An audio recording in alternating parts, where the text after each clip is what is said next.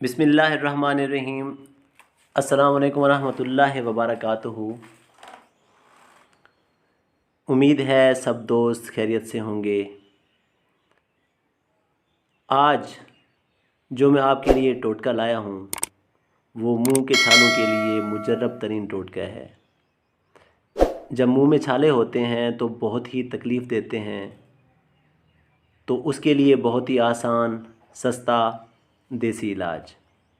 इंशाअल्लाह आप इसे इस्तेमाल करेंगे तो 2 दिन के इस्तेमाल से ही मुंह के छालों से निजात हासिल हो जाएगी।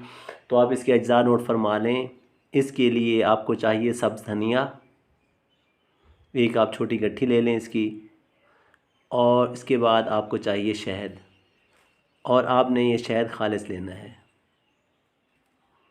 धनिए को आपने पीस कर इसका रस निकाल लेना है, और इस रस से दिन में 3 बार आपने कुलियाँ करनी हैं। इसको पीना नहीं है, आपने सिर्फ कुलियाँ करनी हैं। और कुलियाँ करने के बाद हर बार आपने मुंह के छालों पर शहद को लगा लेना है। तो इससे इंशाअल्लाह आप सिर्फ 2 दिन में ही मुंह के छालों से निजात हासिल कर लेंगे।